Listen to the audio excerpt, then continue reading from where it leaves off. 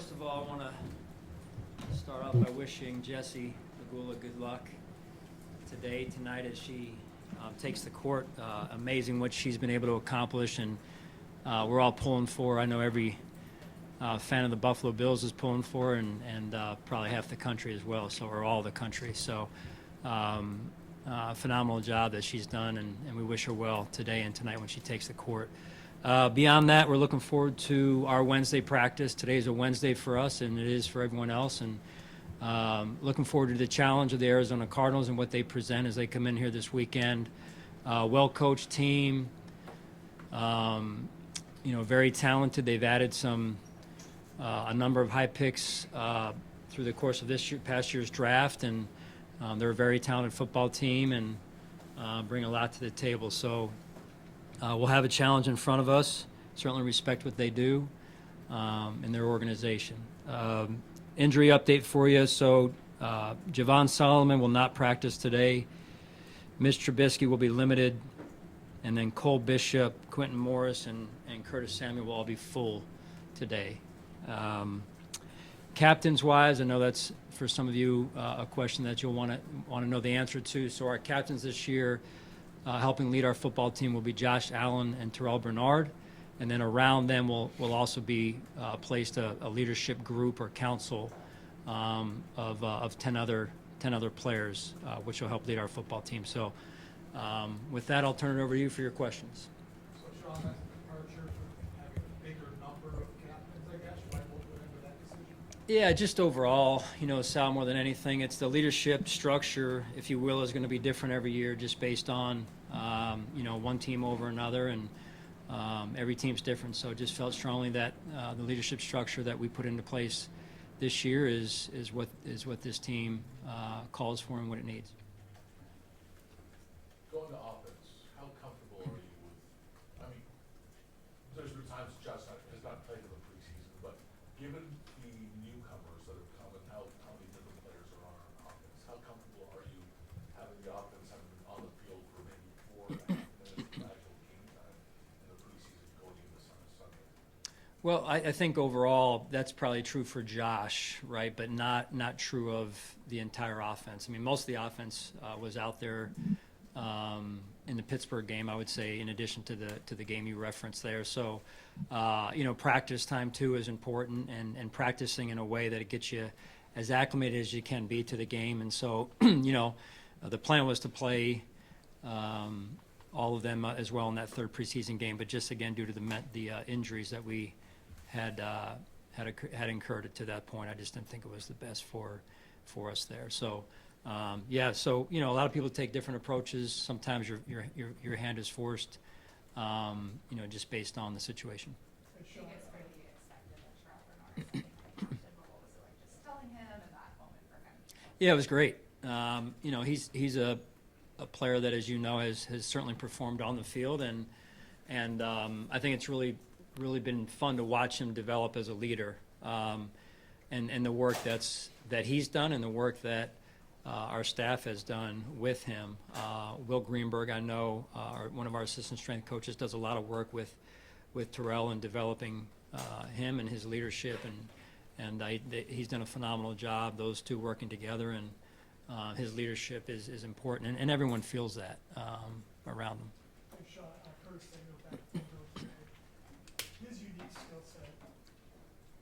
How many doors did that open for Joe in terms of lining up, setting up matchups for other guys on the field at the same time? Well, it offers some level of unpredictability, I would guess.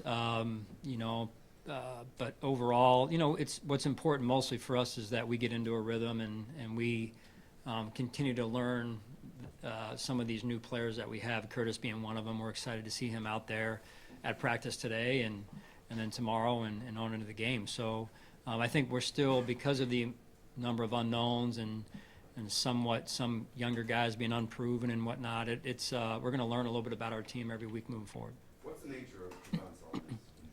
Oblique. Yeah. Sean, safety has been such a key thing for you guys in this ability.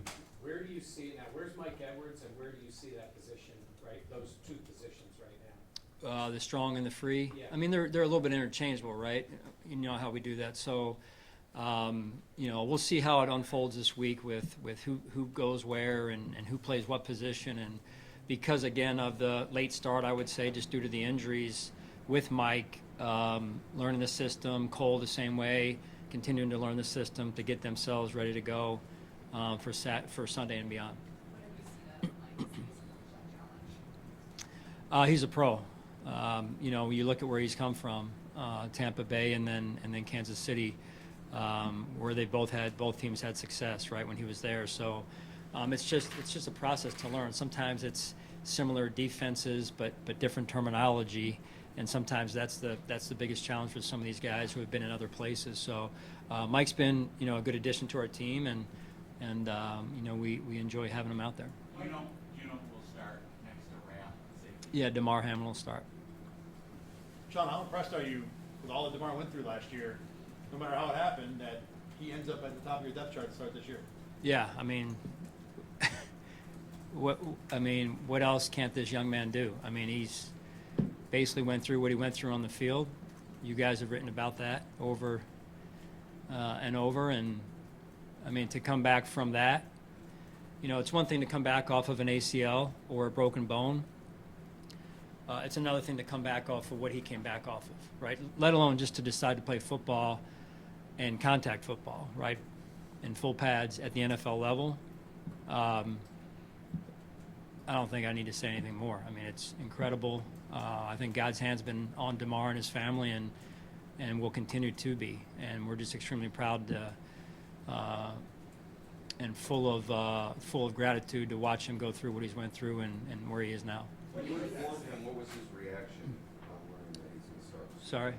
When you informed him, what was his reaction on learning? Yeah, it's not really like I don't go around and tell each guy like, hey, you know, I name you the starter this week, and that would be pretty cool if I did, though. I guess maybe we should try that.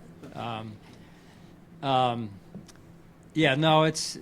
I mean, the defensive coaches handle that, and when you're around it enough, you kind of get the feel. Yeah, I'm taking reps with the wands, and so yeah. But I'm sure we'll touch base later in the week, and the most important thing for our team overall is just to have a regular week. I know it's the first week. You know, there's a lot of energy, right? It's going to be a home opener, season opener, and that's going to be awesome, right? To be at home to do that. You know, it's important that we remain poised and manage our energy at the same time so we can execute.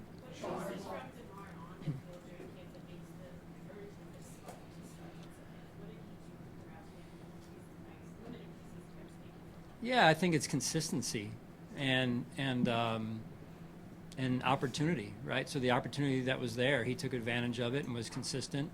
Built, you know, a certain level of rapport with T-Rap, and that's important as well at the safety position. So watching those two communicate, and so, you know, anxious to watch both of them play this weekend. Hey, Sean, you've only seen Tyler compete one time, and obviously, as you recall, that ended well in Arizona. Yeah, I remember that game. Thanks. Obviously, he's been hurt. He had the knee injury. But what are you thinking you're going to be seeing from this kid? You know, now that he's over the injury and he's back to being who he was. Yeah, he's a dynamic player. They have a number of weapons on that side of the ball in particular, and really across their roster. So it'll be a big challenge for us. It's never easy when you've got a player that's a two-dimensional threat that can throw it from the pocket and also run and create headaches like that. So and extend plays, right? So quite a few, you know, of the quarterback designed runs and so on and so forth. So, you know, our structure defensively is going to be very important to us. Speaking of that play, and not to bring just that one up, but that's part of, you often reference scar tissue, and this team developing scar tissue over the course of the years. How do you now convey or rebuild that scar tissue knowing that you only have 10 guys who were there during Hail Murray? Or how do you carry that over as a team that hasn't, a lot of guys haven't built up that scar tissue? Man, that's probably a complex question, John. Really, it's, you know, every year is a new year, right? So, you know, to go back to that, those of us that were there and experienced it and are still here, yeah, that's part of our past. But we're looking forward to this week. We're looking forward to really just today's practice and getting on that field and working on the things that that we need to work on to get ourselves better as a football team and individually in terms of fundamentals and things those are the things that are important right now this time of year. Sean, what's the challenge? Where's Mitch at? Obviously, dealing with that knee injury, going to be limited today. And what do you have to do to get Mike up to speed? Yeah. Another question with, small window of time to get a new player up to speed. But yeah, I mean, Mike's done it before. If that need arises, we have confidence in Mike, confidence in Mitch. Not sure yet on Mitch. We'll see today. I know, like I said, he's going to be limited. So I think we'll just take it one day at a time with Mitch and then also gauging where Mike is as well. So we'll be ready either way. Sean, what's the challenge of facing a team with a coaching staff you're not very familiar with? It's week one. You haven't seen them much in preseason. Of course, the same thing for them facing you. But what's that challenge like for your staff this week? Yeah, it's a big challenge because we have some new members of our staff as well, and watching us work together, watching us collaborate, communicate, making sure we're going through some of the contingency plans as well. And it's hard too because there's a lot of unknowns when you're coming off of the off season and into the first game of the year, and so it's important that all of those things that I just mentioned are really top shelf for us, and that's we're going to know primarily. We feel like what they want to do. They're probably going to know the same for us, and it's just a lot of, hey, let's make sure that we have everything where we need it to be. Coach, you've got some challenges this week. I know it's the first game, but you got a quick turnaround in a place a couple of years ago. You had an early game, and you had over 13 players that suffered from dehydration. Is that something you've got managed throughout this game? Yeah, I'm not talking about that game. I appreciate your question, but I'm focused on Arizona. We're focused on Arizona. Hey, Sean, the word is out, the body Babbage is going to call the Yep. defense. Can you confirm that? And also, what's behind that decision, and why are you giving him this opportunity? Yeah, confidence in Bobby. That's the reason for it, which stems from what I saw this spring, what I saw in preseason, and with his staff and how they've worked, and there's going to be some inexperience there, right? But we were all inexperienced, and it's how you take those situations and how you learn from them, and you use it to make you better. He's done a really good job, and I've been real proud of what he's done, and I'm looking forward to his continued growth as he moves forward here. Sean, he's talked a lot about your mentorship with him. Have you given him any insight from being up in the booth and handling any of that from your experience from when you did it? He talked a lot about my mentorship, or did I talk about it? He talked about your mentorship. Yeah, he doesn't tell you all the bad stuff, right? All the times when he leaves my office and he's going, would you just shut up?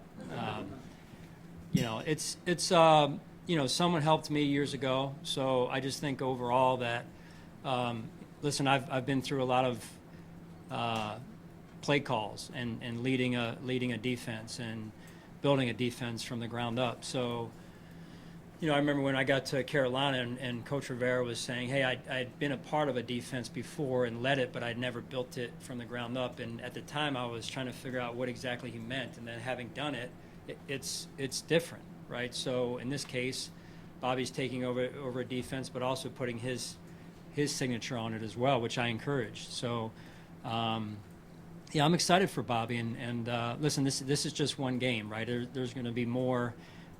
There's 17 games in the year right here. So we'll just, again, with Bobby, with myself, with our team, take them one at a time. Sean, how do you manage? Sean, when did you first identify Terrell as a leader? I mean, it was a year ago that we still had questions about the linebacker position. Was Yeah. this an immediate thing? Was this something you grew into? And how has he evolved since then? Well, it helps that I knew his college coach, that I know his college coach. That helps for sure.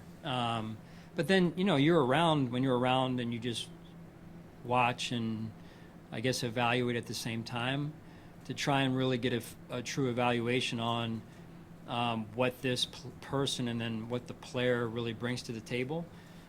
Skill is one thing, but what other attributes, intangibles does a person really bring to our team and to the position? And so I think we were able to see some of those flashes, some of those ingredients early.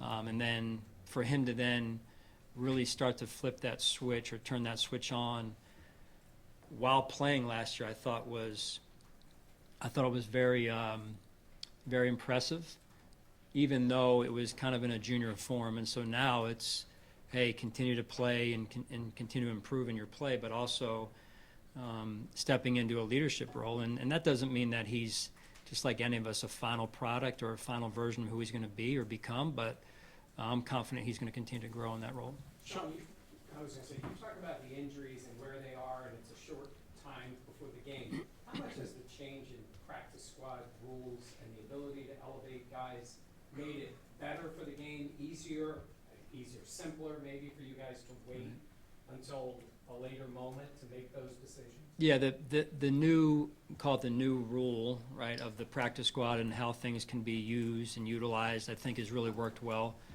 to improve our league, right? At the end of the day, fans want to see the best players that they can on the field every Sunday, and I think this helps answer some of that as well. Sean, how do you manage when you're on the field looking at a situation as a former defensive play caller thinking, well, I called this year. You talk about, Bobby wanting to have the growing pains, to let him do that, to say, okay, I might think that I want to use this year, but I got to let Bobby do his own thing to let him grow, even if it's not what I think is best in this spot. Yeah, I mean, that's one of the hardest parts of the job for me and also for him as well, because when you're working for a defensive head coach, like I did in Carolina, there's going to be, X amount of plays each game where the coach is going to disagree with you, so that's just human nature, right? So doesn't mean it's wrong that either I disagree or that he calls something else. And so, that's where you try and build as much alignment during the week and during the off season as you can, and that we're seeing things through a similar lens, and you do the best you can. All right, thank you guys.